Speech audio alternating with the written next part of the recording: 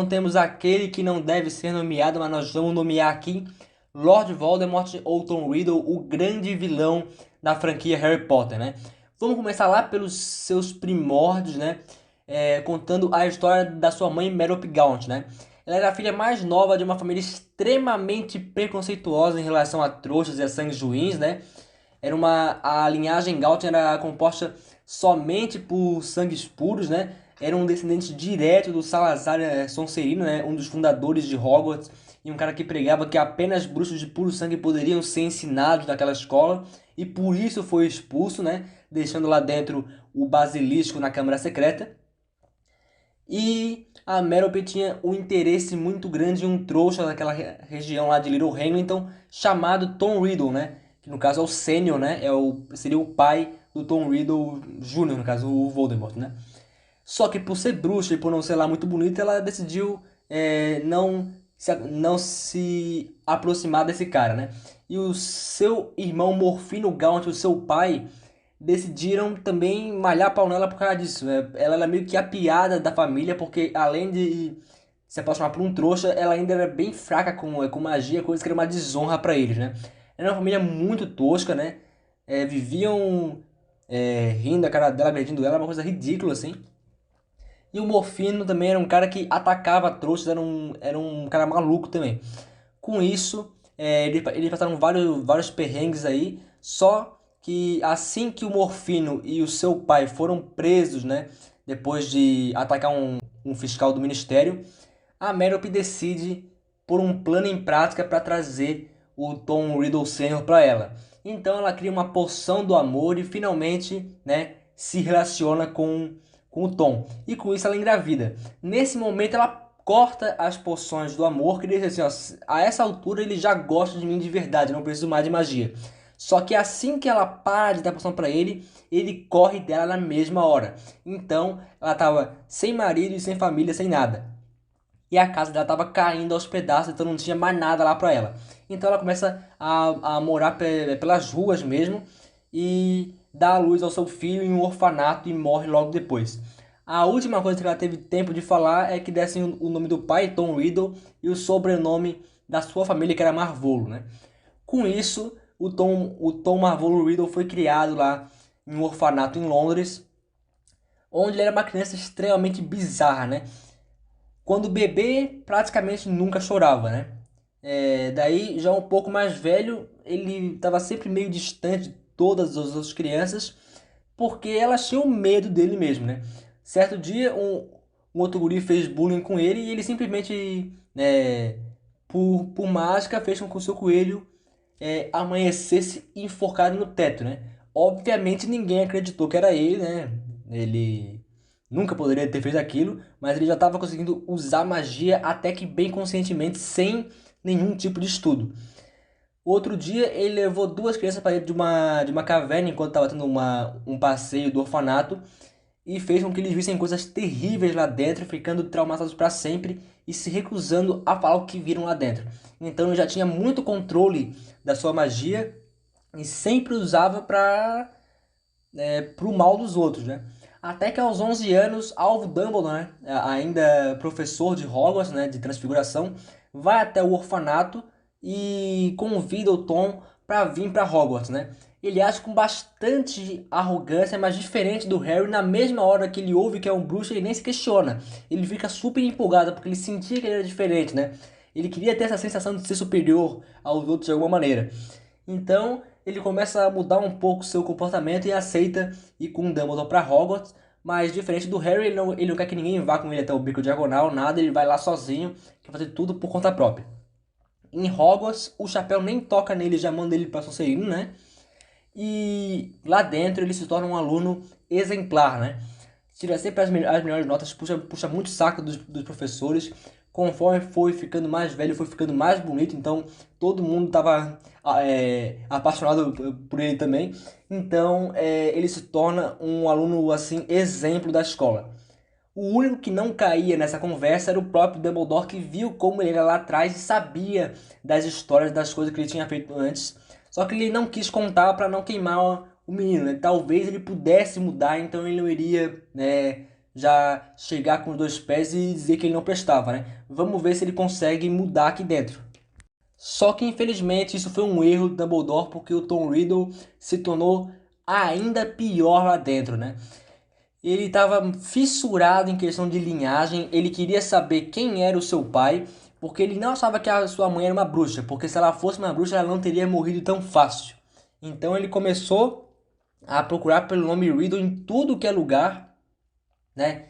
Em registros bruxos, e não achou nada, porque ele era trouxa, então obviamente não ia ter nada ali. Só que ele suspeita que talvez seu pai não fosse bruxo, mas ele prefere não levar essa teoria muito a sério. Lá dentro, ele forma um pequeno grupo ali de seguidores, né? Chamados os Cavaleiros de Valpurgis, com alguns nomes que mais pra frente se tornariam os primeiros Comensais da Morte, né? Ele também reabre a Câmara Secreta, né? Criando um verdadeiro caos em Hogwarts, né? Com o Basilisco e matando a Murta Geme, né? Criando a sua primeira Horcrux em cima do diário de Tom Riddle, né? Que iria dar as caras lá em Câmara Secreta. Então, mais ou menos nessa época é quando ele conversa com o Horácio Slughorn e descobre que talvez seja possível fazer mais de uma Horcrux, porque até então o máximo que um bruxo conseguia fazer era uma. E ele queria dividir em 7 partes, né? Que era meio que o número da sorte dos bruxos. E que deixaria só uma um pouco mais segura, né? Também no seu tempo em Hogwarts, ele volta para Little Hamilton, encontra o seu tio e para tentar descobrir quem é o seu pai. Então que o seu tio revela que era o Tom Riddle Sênior, um trouxa. Então ele fica furioso, vai até a mansão do Tom Riddle e mata o seu pai e os seus avós. Com isso, ele precisava de um bode expiatório. Então, ele manipula a mente do seu tio e, inclusive, comete o crime com a sua varinha. Então, quando o ministério vai investigar, até por o cara já ter sido preso e ter um histórico criminal, ele é preso na hora, sem nenhuma dúvida. E só foram descobrir a verdade muito tempo depois, quando o Dumbledore conseguiu usar magia assim, para entrar na mente dele e descobrir, né, tirar a verdade lá de dentro. Assim que se formou em Hogwarts, o Tom Riddle pediu para o Armando Dippet, né, o atual diretor de Hogwarts, uma vaga como professor de defesa contra as artes das trevas, onde ele já poderia começar a manipular uma nova geração de bruxos, né, nos seus ideais. Só que ele era muito novo, então o Armando nega. E com isso, todo mundo imaginou que ele iria para o ministério, já que era um bruxo brilhante. Só que ele preferia ir para Borgs Burkes, né, uma loja lá da Travessa do Tranco, que mexe ali com alguns artefatos das trevas, né? Porque ele queria fazer Master Horcrux, mas não em cima de objetos comuns. Ele queria objetos de extremo valor, né? Relíquias que ele achava dignas, né, de receber parte da sua alma. Bom, já trabalhando na Travessa do Tranco, ele consegue, através da Epsiba Smith, mais algumas relíquias onde ele faria as suas Horcrux e também elimina essa mulher. Com isso, ele simplesmente desaparece, né, daquela região e viaja o mundo, criando cada vez mais Horcruxes e reunindo mais seguidores, que agora assim seriam os Comensais da Morte. E assim que ele retorna, ele vai até Hogwarts, né, e pede mais uma vez o cargo de professor de defesa das artes das trevas, dessa vez para o atual diretor Alvo Dumbledore, né, que já sabia das tramóias do Tom Riddle e não deu o cargo para ele. Com isso ele fica furioso e amaldiçoa aquele cargo, e dali para frente nunca mais nenhum professor iria durar mais de um ano trabalhando nessa área. E assim começa a primeira Guerra Bruxa, né? Onde o Ministério tentou combater o Voldemort e seus comensais, passando trabalho, e com isso o Dumbledore criou a Ordem da Fênix para ajudar no combate. Então, em seu auge, o Voldemort, guiado por uma informação dada pelo Snape, né, e pela localização dada pelo Rabicho, vai até a casa dos Potter para eliminar, né, o possível eleito que iria destruir ele, no caso Harry Potter. Ele consegue matar os pais do Harry, mas fracassa em matar a criança que tinha algum tipo de proteção, fazendo com que a maldição da morte lançada nela rebata contra o próprio Voldemort, destruindo seu corpo. Com isso, ele passa vários anos como menos do que um fantasma, né? Lá na Albânia, preso à vida somente pelas suas Horcruxes e para poder se alimentar, tendo que possuir corpos de cobras, né? Para poder sobreviver. Então foram anos bem difíceis até que ele conseguiu achar o Quirrell, né? O vilão lá do primeiro Harry Potter, conseguindo entrar no corpo dele e com isso voltar para Hogwarts em busca da Pedra Filosofal, onde ele poderia criar um novo corpo para ele. Mas de novo foi detido pelo Harry Potter. Ele também quase retorna em Câmara Secreta, né? Através da sua lembrança dentro do diário, só que também é vencido pelo Harry Potter. Ele só volta mesmo em Cálice de Fogo com a ajuda do Rabicho e do Bartol Crouch Jr., que fazem uma super manipulação lá no torneio Tribruxo, inserindo o Harry Potter e conseguindo levar ele até Little Hamilton, onde ele faz parte do ritual para reaver o corpo do Voldemort, né? Inclusive usando o sangue do Harry. Coisa que foi um fator decisivo, porque agora eles tinham meio que uma ligação, né, psíquica ali, e isso também iria complicar para o Voldemort tentar eliminar ele mais para frente. Com isso começa a Segunda Guerra Bruxa. O Voldemort liberta vários de seus seguidores presos em Azkaban, traz os Dementadores e outros animais, né, renegados do mundo bruxo para o seu lado, e com isso, né, ele começa a tocar o terror de novo lá na Europa. Então, no caso, só na região lá do Reino Unido, né? Mas ele provavelmente iria depois se espalhar, né? Com isso, em Enigma do Príncipe, ele finalmente tem, né, o momento decisivo onde o Snape mata o Dumbledore e com isso Hogwarts estava desprotegido. E com isso ele se infiltra no Ministério, começa a fazer meio que um Ministério fantoche, controlando a mente do novo ministro e colocando o Snape, né, que ele achava que era um seguidor dele, que na verdade era um agente duplo, infiltrado em Hogwarts, né, como diretor.